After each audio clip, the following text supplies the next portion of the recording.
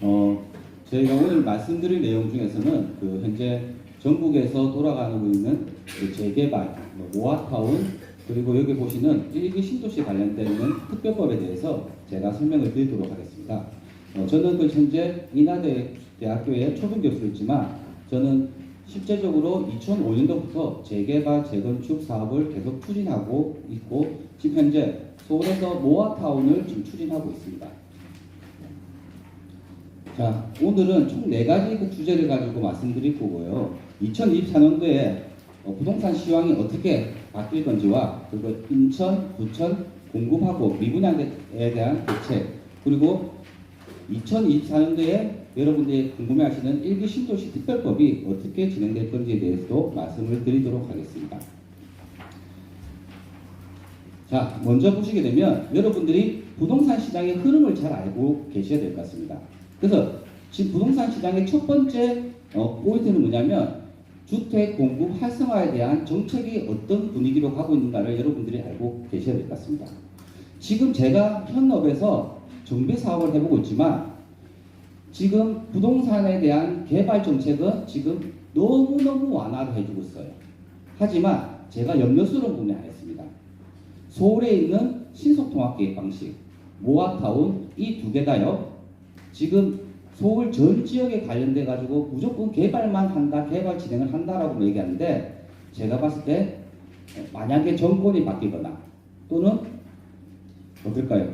부동산 시장의 흐름이 바뀌게 되면 말뿐인 개발밖에 되지 않을 것 같은 느낌이 들어요. 즉 뭐냐면 지금 분위기상으로는 뭐든지 다 할 것처럼 보지만 앞으로 일어나려고 하는 공급에 대한 세대수 그리고 순차적인 또 개발 계획이 전혀 반영되지 않고 그냥 정치적으로 표받기 위한 민심을 얻기 위한 개발 보조인 것 같은 생각이 들어서 조금 아쉬운 부분이 없지 않아 있습니다. 그리고 두 번째, 규제하는 방법에 대해서도 완화가 됐어요. 전 정권에 대해서는 투기 가열지구, 조정 대상 구역, 그래서 전체 지역에 대해서 규제를 많이 했지만 지금은 어떻게 바뀌었습니까? 토지 거래 허가 구역에 대해서 실수요자 중심으로 매수를 할 수 있도록 했는데 특히 서울 수도권 중심으로 보면 토지 거래 허가 구역으로 인해서 신속통합 계획 방식에 대한 거래가 전혀 일어나지 않다 보니 생각보다 거래량의 증가는 거의 없다고 보시면 될 것 같습니다. 그리고 여러분들이 제일 체감하시는 부분이 금리가 많이 올랐다라는 이런 부분을 많이 느끼실 거예요. 그래서 일부 금리에 대해서도 완화를 해줬지만 무주택자나 특히 뭡니까? 세입자에 대한 부분에 대해서는 완화를 해주지만 지금 다주택 소유자 그리고 법인 즉 부동산 시장의 다수요들이 조금씩 움직이는 그런 부분에 대한 규제는 아직까지는 전혀 되고 있지 않습니다. 그게 첫 번째 포인트가 DSR 같아요. 그래서 다주택자와 법인을 위해서 금리를 풀어주고 할 사항은 아니지만 그래도 DSR에 대해서 약간 완화가 필요하지 않겠나라는 생각을 가집니다. 그리고 취득세하고 양도소득세는 뒤에 강의하시는 교수님의 얘기를 듣고 제가 뒤에 말씀을 드리도록 하겠습니다. 자, 보시면요. 지금까지는 2018년부터 해가지고 2022년도까지는 부동산 시장의 흐름이 어떠냐. 말 그대로 여러분들 알고 계시는 V자형으로 가격이 급상승했다가 급하락한 추이였어요. 그리고 2023년도에 상반기에는 뭔가 완화가 되고 경기가 풀릴 것 같은 느낌이 들었지만 제가 봤을 때는 아직까지는 뭡니까? 경기 회복까지는 되고 있지는 않은 것 같습니다. 그래서 보시면 예전에는 V자형에서 가격들이 급상승 급하락했지만 앞으로 2024년도, 5년도, 6년도까지는 약간 U자 형태로 해서 약간의 가격 상승과 또 가격 하락 그리고 보합 상태를 계속 반복할 거라고 생각이 드는 겁니다. 자, 그리고 보시면요. 전국에 대한 매매하고 전세 지수 그리고 미분양 지수를 보시게 되면 확실히 공급이 부족했던 시점에서는 일시적으로 공급이 증가가 되어서 미분양이 많이 속출했고요. 그에 따라 가지고 가격이 급상승했다가 지금 경기가 안 좋아지니까 매매가와 전세가가 거의 똑같이 하락하고 있는 추이를 나타나고 있습니다. 자, 그리고 인천과 부천은 같은 공급 물량을 같이 체크하셔야 돼요. 그래서 저도 인천에서 정비 사업을 하고 있고 부천에도 예전에 했었기 때문에 인천과 부천은 서로 뭡니까? 공급량에 대해서 같이 검토를 하시는 게 좋을 것 같습니다. 그래서 보시는 것처럼 인천은 재개발 정비 사업이 활성화되다 보니까 계속적으로 공급이 다 초과를 한 상태였고 2025년도가 돼야지만이 일시적으로 공급이 또 부족하게 되고 그에 따라서 앞으로 재개발이나 재건축들이 2025년도 이후부터는 회복되지 않겠나라는 생각도 가집니다. 반면에요, 부천시는요 거의 공급량이 없었어요. 그리고 2018년도, 19년도, 2022년도에 가격이 급상승할 때요, 제가 봤을 때는 부천시는 거의 가격이 상승하지 않고 보합 상태로 많이 갔습니다. 그 첫 번째 이유가 뭘까요? 제가 봤을 때는 인천시는 재개발과 재건축 공급이 일시적으로 많이 일어났을 뿐이고 부천시는요, 제가 사업을 하고 있지만은 거의 재개발, 재건축들이 진행되는 곳이 거의 없습니다. 그러다 보니까 이 부동산 시장에서 가격을 리드하는 부분은 확실히 재개발, 재건축이 먼저 상승해줘야지만이 나머지 사업들에 대한 그 주택에 대한 가격이 상승하게 되는데 부천시는 제가 뒤에 말씀드리겠지만 재개발, 재건축에 대한 공급이 전혀 없었고요. 뭐만 있었습니까? 재개발, 재건축 대신에 작은 재개발인 가로주택 정비사업과 작은 재건축인 소규모 재건축 사업이 활성화되는 바람에 부천시 같은 경우는 부동산 시장 가격이 상승하지 못했던 것 같습니다. 자, 그리고 지금 여러분들이 첫 번째 이제 국면하고 있는 부분이 전국 어디 가도 현재 미분양이라든지 부동산 시장이 활성화 안 되고 있는 것 같아요. 그래서 제가 봤을 때는 인천 같은 경우도 몇 개월 전만 해도 야, 인천에 미분양 아파트 이름 많은 거 이거 사도 돼? 라고까지 얘기를 했는데 지금은요, 제가 봤을 때는 인천시 같은 경우는 미분양에 대한 소진이 많이 이루어지고 있습니다. 그래서 저는 인천을 어떻게 생각하냐면 2024년도에는 새로운 도약을 위해서 첫 돌을 다지는 이제는 뭡니까? 부동산 시장의 흐름이 일어나게 되고 2024년도 중순까지는 좀 분위기 안 좋다가요. 2024년도 중하반기부터는 조금씩 상승하고 거래가 활성화될 거라고 판단이 되는 겁니다. 자, 이런 결과를 보니까 제 같은 경우는 출신이 부산 사람이에요. 부산이고 제주도에서도 한 7년 살다가 이 정비사업을 통해서 부산, 울산, 대구, 대전, 경기도, 서울까지 다 진행을 해봤는데 지금 시장에서 투자 포인트는 뭐냐면 서울과 수도권에만 좀 집중적으로 보시면 좋고요. 제가 봤을 때는 천안 밑으로 대전부터 해서 대구는 지금 부동산 경기가 너무너무 안 좋습니다. 그래서 2024년도에 수혜가 되는 지역은 서울과 인천 그리고 경기도가 아니겠나 생각합니다.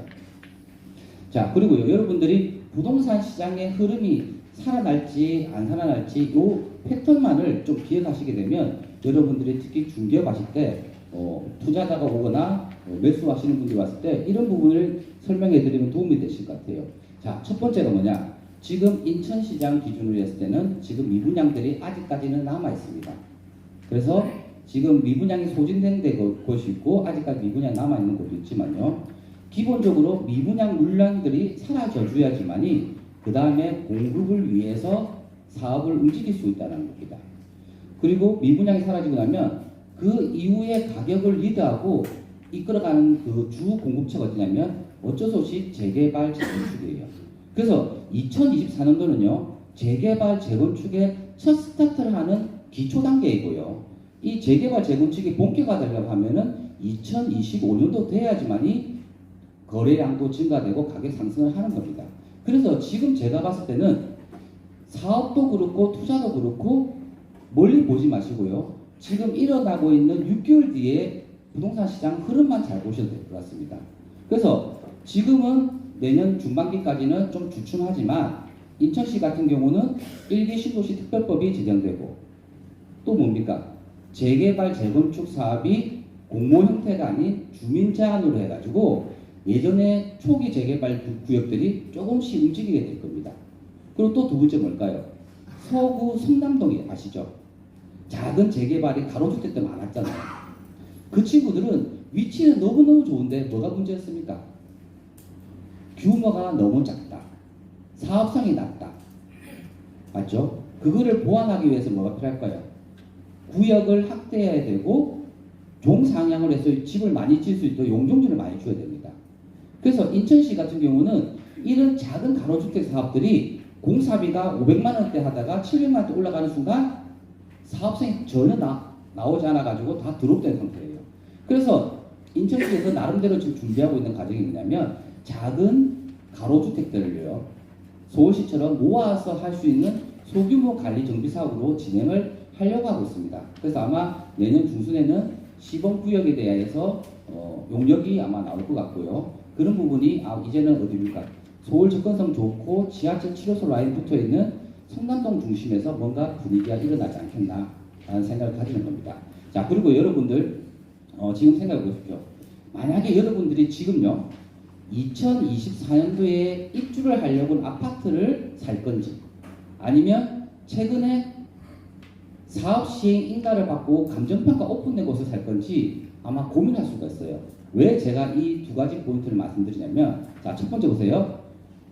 부동산 재개발 재건축은요 제일 재밌는 부분이 뭐냐면 가격이 계속 상승하는 부분도 있지만 경기가 안 좋아지면 가격이 급하락하는 경우를 많이 경험하셨을 거예요.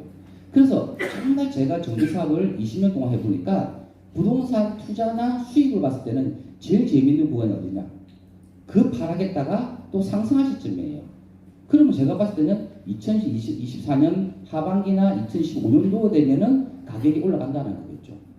자, 이 부분에서 옛날 같았으면 가격이 급하락했다가 급상승할 시점 됐을 때는 여러분들 아시겠지만 감정평가가 오픈되어 있는 곳 있죠.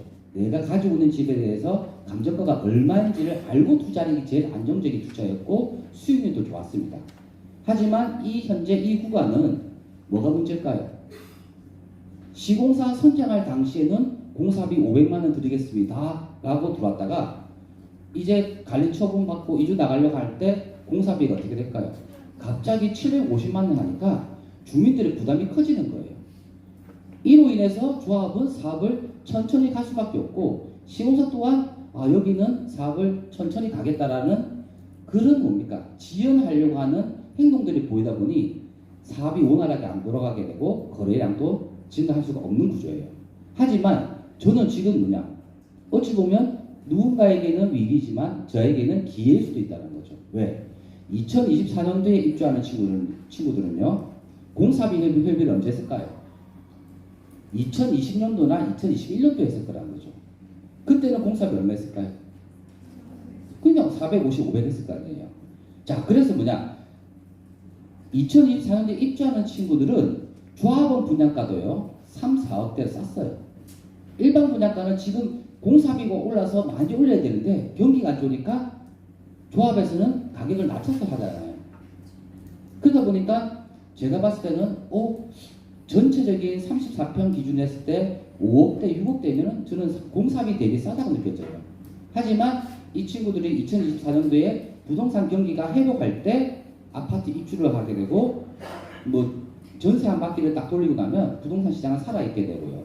그에 따라서 가격은 2, 3억 올라간다는 거죠. 그래서 저는 지금 제일 권하고 싶은 부분이 뭐냐면 특히 제 지인들 중에서 이제 막 결혼한 지인들이 있으면 은행 금리에 대해서는 부담 가지지 말고 지금 어떻게든 공사비 싸게 공급되어 있는 새 아파트를 받아서 2, 3년 지나고 나면 그 가격 차이가 나는 부분 있지 않습니까? 그런 부분을 제일 중요하게 생각이 좋고요. 그리고 옛날처럼 2년, 3년 전처럼 작은 돈 가지고 많이 사는 시장이 아니에요. 지금 정말 합리적 시장이 뭐냐면 내가 한 채를 2, 3년 고요히 가지고 있다가 그 이후에 내가 두 번째 집을 사고 두 번째 집을 산 날로부터 2년에 3년 안에 팔게 되면 비과세 요건을 갖추지 않습니까? 그런 지금은 올바른 좀 투자를 하는 게 좋지 않겠나라는 생각을 가지는 겁니다. 자, 그리고 이제부터 본격적으로 재개발, 재건축 얘기를 들어갈 건데요. 자, 여러분들 여기 보시는 색깔이 나눠져 있잖아요. 옛날 같았으면 저희들은 재개발, 재건축만 알고 있으면 되는 거예요. 하지만 이제는요. 재개발, 재건축에 대한 종류가 많이 생겼습니다. 그래서 이거를 정확하게 구분을 지으셔야 되고요. 어느 사업을 밀고 있는지, 어느 사업이 약간 주춤해지는지를 아셔야 될 것 같습니다. 자, 여기 보세요. 공공재개발 많이 들어보셨죠? 그리고 3080 공공주도 도시 복합 개발 방식이라고 있는데 이 두 개의 재개발 형태는 전 정권이 만든 사업 형태예요. 그렇다 보니까 지금 현 정권에서는 이 사업을 장려할까요, 안 할까요? 안 합니다. 그래서 최근에 서울시 같은 경우는 전 정권의 산물이지만 지금 2, 3년 동안 사업 진행이 안 되다 보니 이 두 개 사업들을 조금씩 움직이려고 하고 있어요. 그래서 제가 봤을 때는 그냥 주민들 여론을 좀 좋게 받으려고 하는 제스처밖에 안 되는 거지 이 두 개 사업을 본격화한다고 할 수는 지금 없는 것 같습니다. 자, 그리고 두 번째 뭐냐면 서울시 같은 경우는 신속통합 계획 방식이라 해서 말 그대로 신속 빨리 진행해준다. 통합 각종 시민들을 모아서 정리하겠다라는 부분인데 이 개발 계획이 나왔을 때는 엄청 사업이 빨리 진행될 거라고 생각을 했지만 막상 해보니까 어떻습니까? 사업이 많이 지연되고 생각보다 오래 걸리거든요. 그래서 요즘 제가 압구정 쪽에 이렇게 재건축 쪽에 자문을 해주다 보니까 요즘은 신속통합계획 방식을 불통이라고 하더라고요. 전혀 반영이 안 된다고. 자, 그래서 요즘은 서울시에서 장려하는 것은 신속통합계획 방식이지만 현재 추진은 다 안 되고 있다라고 보시면 좋고요. 혹시 여러분 그거 들어보셨어요? 역세권 시프트. 정말 이거는 획기적인 사업이었죠. 왜? 공공재개발이나 신속통합계획 방식은 토지거래 허가구역으로 지정되면서 거래에 대한 제한이 있었어요. 하지만 역세권 시프트를 해서 지하철역으로부터 250m 또는 300m 또는 2차 역세권인 500m 이내에 포함될 경우에는 2종 일반 주거지라도 용적률이 200% 300%가 아닌 500%까지 주는 거예요. 그러면 여러분들 뭡니까? 집을 많이 지을 수가 있잖아요. 그러면 조합원 입장에서는 사업성이 증가될 것 같지 않습니까? 그래서 초반에 틈새로 해서 역세권 시프트가 2021년도 10월자로 LH에서 주관하는 사업이 민간 제한으로 바뀌는 순간 역세권 시프트라는 개발 계획을 많이 했었어요. 하지만 문제점은 뭐냐? 한번 너희들이 3종 일반 주거지 집 지을 때 한 1000세대가 나오면 그러지 말고 내가 용적률을 200%더 줄게. 층수도 35층이 아닌 49층까지 짓게 해줄게. 하지만 이 많이 주는 거를 다 너희들이 일반 분양하지 말고 뭐라고 했습니까? 임대주택을 하라고 된 거예요. 그러니까 아파트 전체 세대수의 한 30% 40%가 임대주택이 돼버린 거예요. 그래서 지금 최근에는 올해 2023년도 6월 달에는 역세권 시프트 관련되는 사업들에 대해서 강화를 하기 위해서 노후불량도도 강화를 했고요. 면적에 대한 제한을 많이 뒀어요. 그러니까 지금 여러분들이 이런 재개발 사업이 이렇게 파생되면서 어느 사업들을 장려하는지를 여러분들이 알고 가시는 게 좋을 것 같습니다. 자, 그리고요. 또 한 가지 아셔야 될 부분이 재개발은 큰 재개발 사업인데 소규모 주택 정비 사업은 여러분들 많이 들어보셨던 가로주택 소규모 재건축, 즉 만제곱미터 이하짜리 아파트를 만드는 거예요. 그 여러분들 200세대짜리 아파트 만들면 일본 시공사가 들어오겠습니까? 안 들어오겠습니까? 안 들어오죠. 그렇다 보니까 특히 인천하고 부천이요. 가로주택 정비 사업 너무너무 많은 거예요. 그래서 지금 공사비가 올라간 상태에서는 사업 진행하지 못하고 다 드롭된 상태가 되었고요. 자, 그 부분을 보완하기 위해서 서울시는 모아타운이라는 말을 꺼내고 이 나머지 인천 같은 경우는 소규모 정비 관리 구역이라는 단어를 써서 이제는 뭡니까? 작은 가로주택들을 모아서 하겠다라는 이 정책들이 나오고 있다는 겁니다. 자, 그리고 두 번째가 뭘까요? 지금까지 인천시가 초기 재개발이 제일 활성화되었던 곳이 인천이었어요. 하지만 여러분들 이번에 1차 공모할 때 46군데 구역이 신청했는데 몇 군데 됐습니까? 10개 됐죠. 그러니까 또 민원이 생기겠죠. 2차도 민원 때문에 바로 이어서 한 이번에 10군데, 12군데를 진행하려고 하는데 중요한 건 뭐냐? 조만간 2차 발표 날 거예요. 하지만 내년 1월 19일 이후부터는 주민 제한으로 신청이 가능하게 됐어요. 그렇다 보니까 공모는 내가 신청을 해서 선정이 되어야 되지만 주민 제한은 뭡니까? 법적인 요건을 갖춰서 신청하게 되면 그대로 재개발 진행을 할 수 있다는 겁니다. 그래서 제가 최근에 그 경인교대 쪽에 사업 설명을 할 때 보니까 공모 형태보다는 어찌 보면 주민 제한 형태가 저는 더 사업이 잘 될 것 같아요. 왜? 첫 번째, 전체 주민들의 10% 의견을 받아가지고 재개발 공부를 한다? 제가 봤을 때는 사업 진행이 쉽지 않을 겁니다.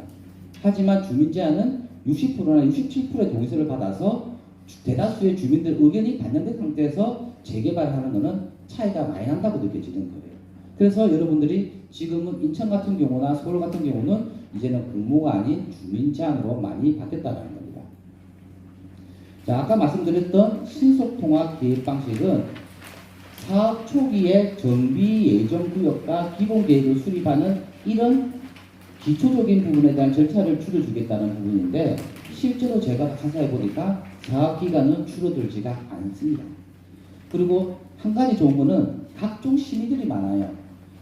사업 시행 인가 전에 건축 심의, 교통 영향 평가, 사전제 영향 평가 등 각종 심의가 많은데, 이제 법이 바뀌어서 통합 심의로 바뀌게 되면 이거는 재개발 재건축에서는 정말 획기적인 사업 절차의 간소라고 보시면 좋을 것 같습니다. 자, 그리고 여러분들 신속통합 계획 방식에 대해서 한 가지 고민하셔야 될 게 있어요. 분명히 신속통합 계획 방식은 절차의 간소화가 되어 있는 건 맞아요. 근데 신속통합 계획 방식을 받아들이는 그 곳은요, 지역마다 차이가 있어요.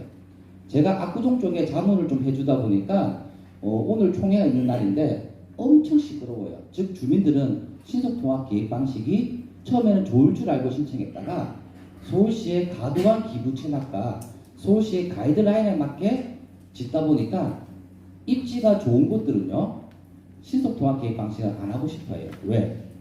너무 과도하게 기부 체납하고 갑자기 압구정에서부터 어디입니까? 성수동까지 브릿지를 놔달라고 하니까, 그러니까 좀 약간은 너무 과도한 느낌인데, 반면에요, 주택 공급이 활성화될 수 있고 임대주택 있죠. 이 많이 필요한 약간은 주거지 선호도가 약간 떨어지지만 인구 밀집 지역이 많은 곳들은 신속통합 계획 방식이 저는 적합하다고 생각이 드는 겁니다. 그래서 여러분들이 한 가지 아셔야 될 게 뭐냐면, 신속통합 계획 방식이 모두 다 좋은 반응이 생기지 않고 어느 곳은 좋고 어느 곳은 안 좋다는 것을 구분 지으시면 좋을 것 같습니다. 자, 이번에 모아타운에 대해서 간략하게 말씀드릴게요. 여러분, 모아타운은 작은 가로주택 정비 사업인데, 말 그대로 이 작은 가로주택 사업을 추진하게 되면 1군 시공사도 안 들어오고 아파트 만들어진 세대수도 200세대, 300세대밖에 안 되니까 이제는 함께 모아서 하는 이 사업들이 좋아요. 자, 그러면요, 제가 지금 제일 열심히 집중하는 사업이 뭘까요? 신속통합 계획 방식일까요? 역세권 시프트일까요? 아니면 모아타운일까요? 저는 모아타운에서 많이 하고 있어요. 왜? 일단은 사업 절차가 많이 간소화가 됐어요. 그리고 모아타운도 1.0 버전이 있고 최근에 나와 있는 2.0 버전이 있습니다. 자, 처음에는 모아타운 1.0 버전은 신속통합 계획 방식처럼 다 공모를 해가지고 모아타운 구역을 선정했어요. 그렇다 보니까 어느 곳은 선정이 되고 또 안 되고 하는 이런 민원들이 많이 생겼던 거죠. 근데 이번에 최근에 올해 중순에 바뀐 주민제한 형태로 바뀌면서 약간 모아타운이 버전업이 돼가지고 조금은 이제는 더 사업이 좋아졌어요. 자, 첫 번째가 예전에는 면적을 엄청나게 크게 거려가지고 재개발 구역보다 더 크게 그렸어요. 그 구역 안에 가로주택 구역들이 10개씩, 15개씩 있었거든요. 그러다 보니까 아시겠죠, 여러분들? 우리 가족도 의견 모으기가 힘든데 전혀 관계없는 사람 의견 모으기가 쉽습니까? 그리고 15개 구역 중에서 3군데 구역은 잘 진행되고요, 한 군데 구역은 잘 진행되다가 아하, 조합장님이 뒷돈을 또 받았네? 그 사업 중단되고 어느 한 구역은 사업할 생각이 없는 거예요. 그러면 어떻게 될까요? 이 슈퍼블럭 안에 있는 큰 구역 10몇 개 구역들 중에서 진행되는 곳은 3, 4군데, 안 되는 곳은 뭐 6, 7군데다가 내버리면 우리가 아시겠죠? 딱 어딥니까? 인천을 다니면 주안, 미추, 재정비 촉진구역 아시죠? 되는 곳만 되고 안 되는 곳은 뒤에 빠져버리면 이빨 빠진 모양처럼 제대로 기반시설이라든지 주거환경이 좋아질 수가 없어요.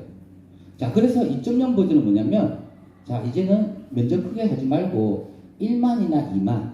야, 여러분들 머릿속에 뭐냐면 1만이면 보통 아파트가 한 230개에서 50개 나온다고 보시면 좋아요. 그러면 2만이면 한 500세대 되면요, 1군 시공사들이 관심을 좀 보이려고 하고 있습니다. 자, 그리고 두 번째가 뭐냐면 이제는 전체 이제 주민들한테 3분의 2 동의서만 받아오면은 주민 제한으로 신청할 수가 있는 거예요.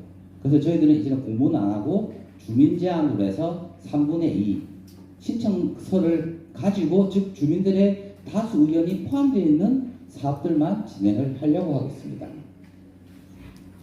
자, 그리고요, 이 재개발하고 신속통합계획 방식은 제일 큰 차이가 뭘까요? 첫 번째가 뭐냐면 노후 불량도예요. 재개발은 노후 불량도 몇 프로입니까? 3분의 2잖아요. 근데 모아타운은 전체 50%, 구역별로는 57%다 보니까 노후 불량도가 의미가 거의 없어졌어요. 그런데 여러분들 모아타운 중에서도 우선적으로 해주는 곳이 있습니다. 어떤 곳을 해줄까요? 여기 보이시는 것처럼 노후 불량도가 중요한 게 아니고 반지하의 비율이 많은 곳. 그리고 또 뭡니까? 창문에 보면 이게 물 안 들어오게 막는 차단막시설이 있는 곳 있죠. 이런 것들이 우선적으로 해준다는 거예요. 그래서 모아타운은 노후 불량도보다는 뭐가 필요합니까? 반지하의 비율과 이게 뭐 물이 비 많이 왔을 때 넘치지 않도록 하게 하는 이런 시설들이 많은 것들을 우선적으로 해줄 수밖에 없다는 겁니다. 자, 그리고 제일 중요한 건 뭐냐? 가로주택에는 없는데 모아타운에 하고 소규모 그 관리구역에 있는 게 뭐냐면, 자, 첫 번째가요, 노후 불량도가 67%에서 57% 줄어들었어요. 그리고 두 번째는 뭘까요? 가로주택에는 2종이면은 종상향이 안 됐거든요. 모아타운이나 소규모 관리구역은 2종이 3종으로 종상향이 돼요. 맞죠? 그리고 더 중요한 게 뭐냐? 높이에 대한 규제가 15층에서 3종으로 바뀌게 되면 층수 제한이 없습니다. 그래서 제가 봤을 때는 그나마 지금 모아타운이 어찌 보면 현실적으로는 제일 추진 가능성이 있게 되고, 말 그대로 인천에 재개발한다 하면요, 또 한 세월 걸릴 거 아니에요. 한 기본 2, 3년 걸릴 거 아니에요. 근데 소규모 관리구역으로 지정한다면 사업 추진되는 속도가 빠르지 않겠나라는 생각을 가집니다. 실제로 지금 제가 하고 있는 곳인데요. 여기 보시면 여기는 10,000제곱미터 정도 되고요. 여기 같은 경우는 한 15,000제곱미터가 돼요. 그러면 이 두 개를요, 가로주택 정도 사업을 했으면 여기는 한 230개 정도 아파트가 만들어지고 여기는 한 320개 정도가 만들어져요. 그런데 대다수가 보면 가로주택들은요, 이것 때문에 여기는 A시공사, 여기는 B시공사잖아요. 근데 모아타운이나 소규모 관리구역은 좋은 이유가 뭐냐? 자, 첫 번째가 구역은, 즉 슈퍼블럭은 하나인데 조합은 두 개일지라도 한 시공사가 시공을 합니다. 그러면 어떻게 될까요? 아파트가 만들어지면 1단지와 2단지가 되겠죠. 그 여기 중간에 도로들은요, 그대로 놔두고 있어야 되는데, 제일 중요한 게 뭐냐? 지하 주차장을 통합으로 쓸 수가 있어요. 그러다 보니까 가로주택에서 느끼지 못했던 이 절단되는 부분이 지하에는 연결이 되는 거예요. 그리고 2종이 3종으로 종상향이 되면 용적률을 많이 짓지 않습니까? 하지만 이 모아타운은 뭐냐? 내가 용적률이 220% 기준 지역이었는데 3종으로 바뀌면서 용적률이 300% 갔다. 그러면 70%가 늘었잖아요. 80% 늘었잖아요. 그 중에서 50%는 임대주택을 지어야 됩니다. 그래서 이 전체 세대수 중에서 임대주택의 비율이 약 25% 정도가 만들어졌다는 거죠. 그러면 여러분들 이런 임대주택이 한 25% 만들어진 아파트는 입지가 좋은 곳에는 맞을까요? 아니면 입지가 안 좋은 곳에 맞을까요? 안 좋은 곳에 맞는 거죠. 그래서 너무 이런 아파트들은 최고급 주거지에 적용하지 마시고 역세권 쪽에 붙어있는 쪽이 더 낫다고 보실 수가 있습니다. 자, 그리고 인천 같은 경우는 저는 아마 내년 되면은 인천에서 많이 배울 것 같아요. 왜? 또 재개발 사업과 이런 사업들을 계속 진행할 거니까요. 자, 그래서 제가 인천에 대해서 좀 관심을 가져보니까 일단 제가 봤을 때는 첫 번째 개발 호재에 대한 리더는 1기 신도시 특별법이 제정되고 내년 4월달부터 시행된다고 하면 인천 연수구 중심으로 해가지고 좀 분위기가 올라갈 것 같은 느낌이 들어요. 그리고 두 번째는 재개발 사업이 내년 1월 19일부터 주민 제한으로 하다 보니까 아마 여러분들 2, 3월달 되면은 어떻게 되겠습니까? 막 설명회 한다고 동네가 난리가 날 거예요. 자, 한 가지 아셔야 될 거. 제가 봤을 때는요, 진짜 정비 사업은 경기가 좋을 때죠. 가격 올라가고 경기 안 좋아지면 가격 떨어집니다. 아무리 사업 진행이 잘 된다 해도 경기가 안 좋아지면 가격이 떨어질 수밖에 없어요. 자, 그래서 포인트가 뭐냐면 2024년도 중반기나 하반기까지는 인천시의 재개발들은 가격 변화가 거의 없다고 보시면 돼요. 하지만 거래량은 증가되겠죠. 왜? 2022년도에 아무것도 모르고 묻지마 투자했던 분들 있죠. 그분들이 다들 털고 나오기 위해서 분위기가 좀 좋아지면은 물건들을 다 내놓을 거예요. 또 세상에 또 보면은 웃긴 게 뭐냐면 또 그걸 또 미리 사러 온 사람이 있어요. 네. 어차피 2021년도나 2년도 사신 분들은 3, 4년 가져가기는 너무 힘들어요. 그 대신에 2023년도, 4년도에 사신 분들은 1년, 2년 정도는 기다릴 수 있거든요. 그래서 제가 봤을 때는 인천은 재개발 구역은 매도자들이 물건을 쫙 팔게 되고 그 사이에 매수자가 가끔씩 와서 거래가 되다 보니까 충분히 초기 재개발들은 그래도 조금씩은 움직이겠다. 하지만 가격 상승은 바로 일어나지 않겠다라고 보시면 좋습니다. 그리고 소규모 정비 관리 구역들도 시범 구역과 주민제 형태로 바뀌면 제가 봤을 때는 인천은 내년 중하반기부터는 조금씩 살아난다고 보시면 좋을 것 같습니다. 자, 그리고 일부 신도시도 지금 제가 최근에 분당에 설명을 했어요. 하니까 확실히 분당 어떠냐? 분당에 설명이 하니까 시공사, 저희 같은 정비업체, 그리고 시의원이 나와가지고 브리핑을 다 하더라고요. 그만큼 적극적이고요. 평촌, 안양 쪽에 가보니까 거기는 똑같이 시공사들하고 분위기가 좋아요. 하지만 지금 제가 최근에 부천 갔다 오니까 그 동네는 아직 그렇지 않습니다. 분명히 분위기는 좋아질 거라고 생각 들고 이 부분에서 아마 수혜를 보는 지역들이 여기 보시는 것처럼 전국에 다 있을 거예요. 그래서 저는 인천에 있는 연수, 계산, 9월 쪽으로 해가지고 말씀을 드릴 거고요. 제 개인적으로 지금 틈새가 하나 딱 있는 부분이 뭐냐면 제가 전국 사업장들을 다 해보고 아직도 거의 일주일에 한 번씩 전국을 돌고 있거든요. 그 중에 정말 숨어있는 친구가 누구냐면 대전 둔산동 아시죠? 둔산동에 보면 진짜 그래 둔산동 안에만 있으면은 좀 다르거든요. 거기 보면 여러분들 보라 아파트라고 있는데 그게는 진짜 아시겠지만 매매가 대비 전세가가 거의 1,000, 2천만 원 붙어 있는 상태예요. 하지만 둔산이란 그 이름으로 앞으로 개발된다고 하면 꼭 수혜 지역이 대전 둔산동이 아니겠나라는 생각도 가져보는 겁니다. 자, 그리고 이 1기 신도시 특별법이 제정되게 되면 사업 절차에 대한 차이는 거의 없습니다. 하지만 뭐가 제일 중요하냐면 특별정비구역이라는 단어가 만들어졌고요. 이 특별정비구역이 지정되면은 안전진단이 면제가 되든지 완화가 돼요. 그 제가 보니까요, 재건축은 안전진단을 하기 위해서 주민들에게 17번 동무고 안전진단 통과하는 부분이 제일 힘드는데 1기 신도시 특별법은 30년이 아닌 20년 기준으로 하다 보니까 거의 다 통과를 시켜준다는 걸 보시면 좋을 것 같아요. 자, 그리고요, 여기 보시는 것처럼 이런 1기 신도시 특별법이 지정되면 특별정비구역에 대해서 이런 아파트 15층짜리 촌들로 해가지고 다 구성이 될 겁니다. 그래서 이 아파트 촌들이 다 동시에 개발하지는 않습니다. 한 5개 단계로 해서 여기는 선도지역 1번, 이게 끝나고 나면 2번, 3번 식으로 갈 것인데 이런 식으로 해서 약간은 뭔가 초고층화하고 역세권 중심으로 많이 개발하려고 하고 있어요. 자, 그래서 이 1기 신도시 특별법 관련된 것은 지하철역이 중심이 아닌 뭡니까? GTS, A, B, B, C 있는 것처럼 GTS 라인들이 아마 중심으로 해서 움직이게 될 것 같습니다. 자, 그리고 또 뭐가 있냐면 1기 신도시 특별법이 제정되면 제일 좋은 게 뭐냐? 여러분들 지금 솔직히 말씀드리면 15층짜리 아파트 있죠.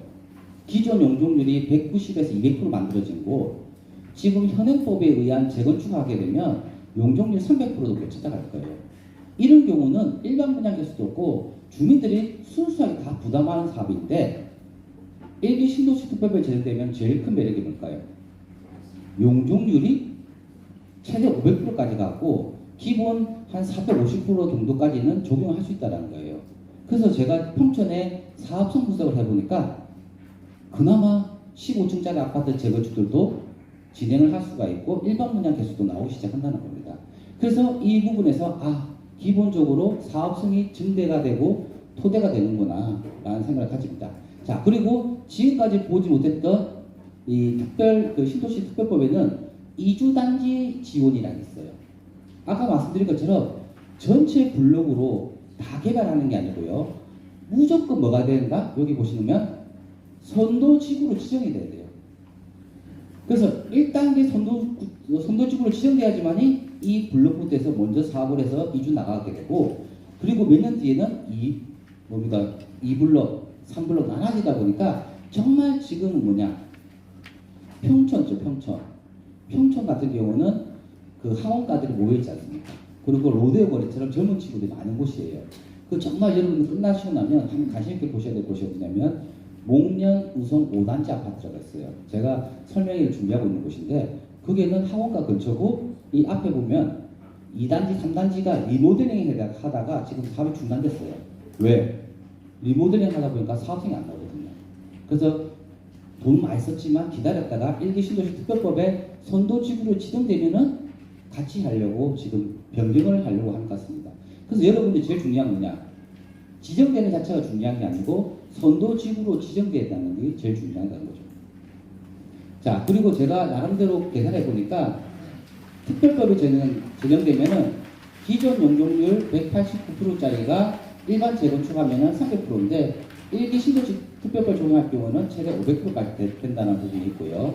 그리고 사업 철저가 좀 간소화가 많이 됐습니다. 안전진단이라든지 앞으로 통합심의, 그리고 아까 말씀드린 것처럼 큰 대단지고 기반시설이 잘 되어 있다 보니까 지하철역보다는 뭐가 중요됐습니까?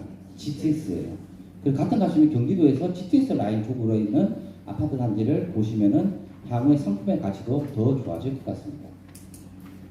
자, 그리고 여러분들 리모델링이 좋을지 재건축이 좋을지라고 말씀드렸는데, 자, 물어볼게요. 정책적으로 정부는 리모델링을 권할까요? 아니면 재건축을 권할까요?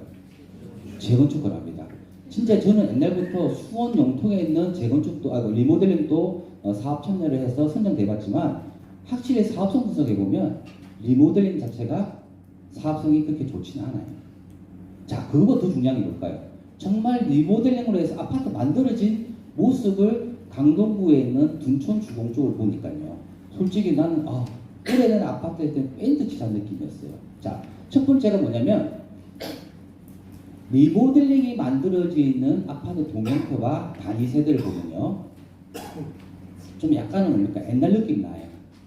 하지만 재건축을 해서 전면 철거해서 새로 만든다 보면 3베이, 4베이 구조가 정말 잘 나와 있습니다. 즉 뭐냐면 설계 완성도에 따른 상품의 가치가 확실히 리모델링보다는 재건축이 월등하다는 거예요. 자, 한번 보여드리겠습니다. 먼저 동형태가요, 좀 잘 안 보이시지만 이렇게 아파트 형태로 이렇게 디귿자 모양이나 미역자 모양으로 되어 있어요. 이런 옛날에 15층짜리 아파트를 리모델링 하면은 이런 식으로 바뀝니다. 별 차이가 없죠. 근데 이 부분을 재건축하게 되면 아파트 동형태가 다 바뀌게 되고 거의 3베이에서 4베이식으로 다 구성이 되다 보니까 정말 예쁘게 나오죠. 자, 그리고 더 중요한 건 뭐냐? 리모델링 하잖아요. 특히 뭐랍니까? 일부 잘 모르시는 분들이 복도식이 더 사업성 좋아. 그 복도식도 사업성 나쁘지 않아요. 하지만 모양을 보십시오. 복도식을 리모델링 하게 되면 이렇게 길다랗게 나옵니다. 근데 재건축하게 되면 보통 3베이라 해도 이렇게 구조가 좀 약간 예쁘게 나오죠. 그 실제로 저희들이 검토한 건데 확실히 복도식에 있는 아파트를 리모델링해서 60타입을 84로 바꾸니까 아무리 바꿔도요 구조가 이렇게밖에 안 나오는데 확실히 재건축하다 보니까 구조가 잘 예쁘게 나오는 것 같습니다. 자, 그리고 인천 같은 경우도 여기 보시면 아까 보신 것처럼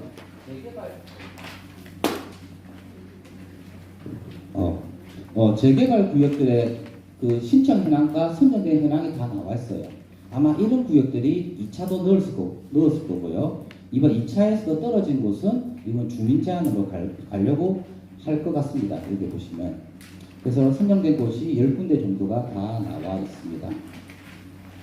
자, 제가 최근에 설명했던 곳인데 이 경인교대역이에요. 여기는요, 여기가 위치가 그렇게 내가 봤을 때는 좋다고 말하기는 좀 그런데 분명히 개발을 할 필요는 있는 것 같습니다. 그런데 여기도 업체들 간에 또 이권이 만들어져 가지고 경인교대역 이 앞쪽으로 해서 한 개, 두 개, 세 개는 A 준비위원회, 또 다른 데는 어딥니까? B 준비위원회가 마찰이 있어가지고요. 1차 공모 때 신청도 두 군데가 들어와서 떨어졌죠. 왜? 공모를 하게 되면 민원이 발생하게 되면 우선적으로 구인이 돼버립니다. 근데 2차를 딱 하려고 하니까 또 경쟁이 붙어가지고 신청하자마자 바로 떨어졌어요. 그래서 지금 제가 설명했던 것은 요 밑에는 행정구역이 또 달라져서 요 위에 세 개만 지금 주민제한 형태로 가려고 하고 있습니다. 그래서 여러분들 보시는 것처럼 항상 그래요. 공모 형태나 이런 사업할 때는 민원이 많이 발생하면은 일단 사업 예산 선정이 쉽지가 않다는 겁니다. 자, 그리고 부천 같은 경우도 이 보십시오. 제가 부천에 있는 계안 3D하고 부천 동신 아파트를 제가 재건축할 때 그때 참여를 좀 했었는데 보십시오. 다른 데 시에 비해서요. 재개발이 10군데 구역인데 정상적으로 돌아가는 곳은 조합설 인간한 곳 1곳, 사업시행가 3곳, 관리처분 인간한 곳 2곳 거의 진행이 잘 안 되고 있어요. 부천은요.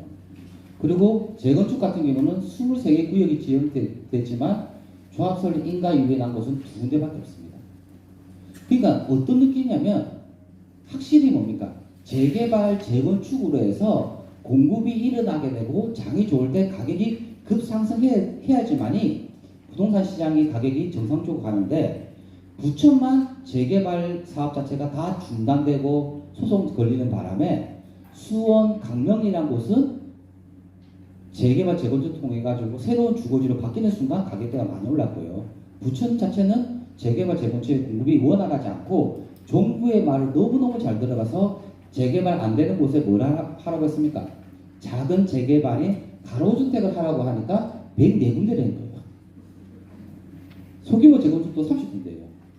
그러니까 지금 부천 같은 경우는 딱 그겁니다. 재개발, 재건축으로 해서 가격을 뭡니까? 상승하지 못하고 공급이 워낙 안 되다 보니까 부천시에 사시는 분들은 그냥 내가 이 동네 계속 살고 싶다고 하면은 오래돼 있는 신도시 쪽으로 가야 되고 진짜 새 아파트 가고 싶다 하면은 인천으로 넘어와야 되는 상황이 발생했다는 거죠. 그래서 여러분들 머릿속에 생각하셔야 될 게 뭐냐면 저는 그래요. 정비업을 한 20년 해보니까 재개발, 재건축 사업은 딱 뭐 구찌 같은 명품 같은 거라고 보시면 돼요. 한번 만들어지고 나면 정말 아파트에 대한 가치가 있다. 저는 인천을 엄청 좋게 보는 이유가 뭐냐면 지금은 공급량이 많다고 지금 많이 생각하지 않습니까? 이 말의 뜻은 뭡니까? 아, 인천시의 대다수가 낡은 주거지가 사라지게 되고 새 아파트가 바뀌니까 앞으로 2, 3년 지나서 주택시장이 안정화되면은 정말 살기 좋은 도시가 또 인천이 아니겠나. 즉 기반시설이 잘 갖춰진 도시가 인천이 아니겠나라는 생각을 가지는 거예요. 그래서 저는 늘 말하는 게 뭐냐면 재개발, 재건축은 오래 걸리더라도 한번 만들어지고 나면 구찌와 같은 명품 브랜드고요. 이 가로주택은 딱 뭔 것 같아요? 혹시 여러분들 제 나이대를 아실 건데 브랜다워라는 브랜드 아십니까? 브랜다워. 그 저 어릴 때 엄청 옷이 예뻤거든요. 옷이 예쁘죠? 싸잖아요. 그럼 그 옷이 영원히 갈 줄 알았는데 어느 순간 사라져 버렸지 않습니까? 가로주택도 마찬가지예요. 주택 공급이 활성화되는 시점에서는 가로주택이 엄청 잘 되는 것처럼 보이지만 부동산 시장에 오픈되는 순간 규모가 작고 브랜드가 낮으니까 어느 순간 밀려서 사라질 수밖에 없는 구조가 가로주택이라는 겁니다. 그래서 여러분들은 일단 최대한 규모가 500세대 이상 나오는 쪽으로 해서 사업성적 검토를 하시면 제일 도움이 되실 것 같아요. 그래도 제가 보니까요, 지금 잘 안 보이는데 제가 부천을 최근에 또 갔다 왔어요. 갔다 와서 저희 그 인하대 부동산 학과분들하고 저는 임장을 자주 다니거든요. 그래서 그나마 부천에서 1번으로 관심 가져야 될 곳이 어디냐. 부천 시청역 앞에 보면은 어디입니까? 요 앞에 보면은 백화점들도 있고 시청 있고 뭐 시네마도 있고 또 신중동역으로 해가지고 나름대로 대장주 아파트들 모이는 곳이에요. 근데 앞으로 1기 신도시 특별법이 만들어지면 어디가 좋아질까 싶어서 훑어보는 사례를 보니까 어떠냐. 시청역 맞은편 쪽에 오래된 아파트 단지가 많은 거예요. 그래서 개인적으로는 여기가 좋지 않겠나라는 생각을 가집니다. 그래서 제 개인적으로는 학교에서 수업하는 것도 있지만 저는 진짜 2023년도 6월달부터 지금까지도 매주 또는 한 달에 한 두세 번은 임장 다니고 있어요. 그때 저는 학교 우리 수업 들으시는 분들하고 같이 많이 다니다 보니까 일반인들이 보지 못했던 정비사업에 대한 흐름도 임장 가서도 말씀드리고 하고 있습니다. 자, 그리고 보십시오. 예전부터 나온 거지만 인천시 또한 소규모 정비 관리구역으로 지정을 해서 이런 작은 사업들을 한 군데 모아서 추진할 수 있도록 했고요. 앞으로 인천시 또한 이런 사업들을 지금 용역을 발주해서 인천시에도 진행을 하려고 하고 있습니다. 그래서 여러분들 단어가 생소하지만 소규모 정비 관리 구역이라는 단어가 나오면 서울에 있는 모아타운이라고 보시면 좋을 것 같습니다. 자, 그리고 저 마지막으로 또 뭐가 있냐면 그런 것 같아요. 저희가 지금 추진하려고 하는 곳인데 이 인천시를 보시면 이게 도움이 될 것 같아서 제가 넣은 거예요. 양재에 있는 곳인데 잘 보십시오. 한신아파트라고 해서 여기는 가로주택을 추진하고 있었어요. 하지만 시공사도 신동아 건설이 들어왔습니다. 근데 이 친구들이 지금 3년, 4년째 사업이 안 되고 있습니다. 자, 첫 번째 이유가 뭘까요? 이거 하나만 2종 일반 주거지에서 15층으로 해서 사업하게 되면 사업성이 안 나오게 되고요. 주민들의 부담이 커지다 보니까 이에 대한 솔루션으로 해서 한신아파트는 옆에 있는 풍림아파트하고 같이 하려고 딱 했습니다. 근데 풍림아파트는 또 어때요? 한신은 땅 지분이 작고 풍림은 땅 지분이 넓으니까 같이 서로 안 하려고 하는 거예요. 그러니까 어떤 게가 나왔냐? 각각 가로주택을 추진한 거예요. 그런데 둘 다 뭡니까? 둘 다 사업성 안 나오잖아요. 그래서 지금 솔루션이 뭐냐면 너희가 조합설립 인가를 받았으니까 모아타운 2.0 버전에서는 한 개 이상 조합이 만들어지면 모아타운 만들기가 쉬워졌어요. 그러면 이 두 개만으로 안 되니까 저희들은 어떨까요? 이렇게 해서 모아타운 1구역, 뒤쪽으로 해서 모아타운 2구역 이러고 난데 이 전체를 뭐라 잡냐? 슈퍼블록으로 잡는 거예요. 그러면 이 친구는 어떻게 될까요? 2종 일반 주거지의 가로주택이지만 모아타운에 포함되면은 어떻게 되겠습니까? 2종이 3종으로 바뀌게 되고 높이에 대한 규제가 풀리게 되고 이 앞에 있는 기반시설 도로들이 다시 정비가 될 수 있는 거예요. 그러니까 조금씩 이런 형태로 바뀌어간다고 하는 부분이 앞으로 인천시에 또는 부천시의 작은 가로주택들이 이런 식으로 또 진행될 여지가 보인다는 겁니다. 아시겠죠? 자, 그렇게 해서 제가 오늘 한 40분에서 50분 정도를 말씀드렸어요. 저는 항상 지방에 오면 항상 사투리 때문에 너무 힘들어요. 그래서 서울 사람인 것처럼 일부 사람들이 저보고 말을 하지 않으면 서울 사람처럼 보인다더라고요. 근데 말을 여니까 너무 힘듭니다. 그래도 한 40분 동안 들어보시고 하여튼 제가 말씀드리는 건 뭐냐면 제가 인하대에 있는 정책대학원 부동산학과에서 좋은 분들도 만나면서 학교 수업을 해보니까 확실히 실전에서 움직이는 수업을 할 때 또 플러스 임장까지 같이 하니까 시스템 자체가 너무 좋은 거예요. 여러분도 혹시 기회가 되신다면 꼭 오셔가지고 2024년도에 또 뵙기